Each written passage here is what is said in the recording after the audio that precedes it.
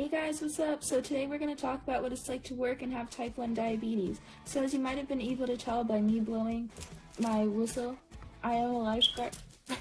I am a lifeguard. So yeah, we tend to use this whistle when, it's probably going to be boring, when people aren't supposed to be running. We're like, oh, walk, or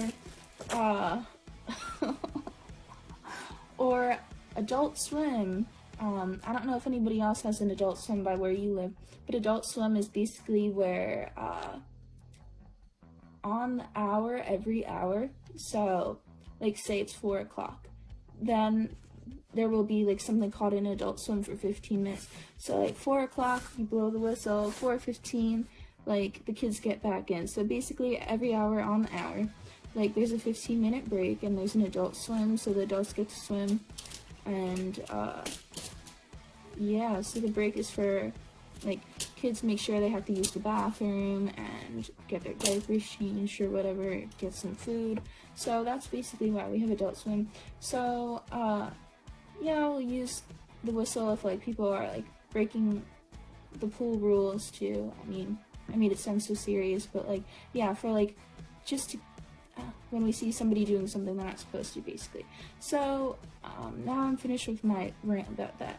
So I don't know if any of you are type 1 diabetics and are lifeguards as well, but I know when I was first lifeguard, I was like, I feel like one of my main like concerns was like, oh, what am I gonna do with like my sight and like my blood sugar and my pump and stuff like that, because I feel like it's scary, like you don't know what to do with your pump while you're on the chair, because sometimes you can be on the lifeguard chair for like an hour or so, and you're like, what am I going to do with my pump? So what I would do at times was I would take off my pump and check my blood to see how it's going. If my blood were okay, then I would I would just like go up on the chair. If my blood were high, then I would correct it, and sometimes I would even keep my pump on. I mean, pumps are supposed to be waterproof, but who really knows? So it would make me scared to go on the chair with my pump. But definitely when I'm teaching swim lessons, I do not go with my pump in the pool. I just make sure to monitor my blood, see how it's going on my Dexcom, and depending on the direction, I'll correct or not correct. So like if my blood is high, I'll make sure to correct for sure. If my blood is low, and if I'm going up on the chair, I'll make sure that my blood sugar is fine before I'm going on the chair, and then I'll eat something. So that's something you definitely want to do, because the hot sun and stuff like that definitely makes your blood go more low. So you have to keep an eye out on that, make sure that your blood sugar is fine, that you're eating. And besides that, there's also the fact that your sight may fall off. So that's happened, like, I don't know if it's ever happened to me at work, but it has happened to me in pools before, and I'm sure other people as well, where they're in water and then your pump comes off. I mean, that'd be bad. Where your sight comes off. So what you do is, because I think I mentioned this to my doctor, and she was like, use skin tack. So I don't know if you guys have ever heard of skin tack. So basically, I put on the alcohol swab first, just to like clean the area, and after I'm done with the alcohol swab, I put on the skin tack, and it basically makes your sight stick more, so that way it stays on longer. And you could use this for the Dexcom as well. I definitely recommend this. I know some people use the tape over their Dexcom, that might help as well, but if you want to use both just as a precautionary measure, this is definitely good. It works most of the time, I'd say. And then there's also the fact that sometimes when you're lifeguarding like kids, you know, if you work with like little kids, they always ask questions or whatever's on their mind. So like sometimes they'll be like, oh, what's that thing on your arm? What's that thing on your leg? What's that thing on your stomach? Like they'll be like, what's that? And like sometimes I've told them, oh, it's just a band-aid, like if it's on my arm or my leg. But they're like, really, it's just a band-aid? Like, what happened? Did you get hurt? Because I'm afraid that they wouldn't know what type 1 diabetes is, and I wouldn't it wouldn't know how to explain it to them necessarily.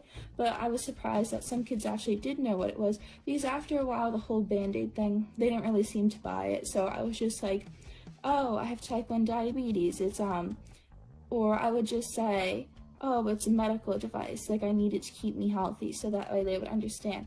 Some people, if you don't want to explain what type 1 diabetes is, because some kids might not know, and then some kids do know because they have a family member with type 1 diabetes or something. So that's what I usually tell kids whenever they see my site. So, yeah, make sure, as far as like lifeguarding diabetes, make sure you're eating well, because like some people, even if you're not a lifeguard, if you have 9-10 hour work days, you need to make sure you're eating so that way your blood sugar doesn't go up. And some people usually have just like a granola bar, but it's important to make sure you eat an actual lunch if you have a break, which you should get a break. But yeah, so that's my advice for people with type 1 diabetes who are lifeguards who work. Let me see if I could cover. I'm trying to think of this. Well, I'm giving it to you from a lifeguard perspective because I'm obviously a lifeguard. I'm trying to think about it as like a people who do other things and work perspective as well. So I covered basically stuff about like insulin sites and explaining to people what it is, and make sure you eat. Yeah, the making sure you eat thing applies to everybody who works like really long days. Yeah, as well. Oh, Siri was interrupting. So, yeah, let me know if you're a lifeguard and you have type 1 diabetes, if you work and you have type 1 diabetes. Thanks for watching. Bye, guys. Hey, you, walk. Why do you have to walk? Because this is the third time I'm asking you. Make sure you're walking. Oh, would you look at that? It's time to go to the next chair. Hey! Now I can swing my whistle. Walk. So much fun.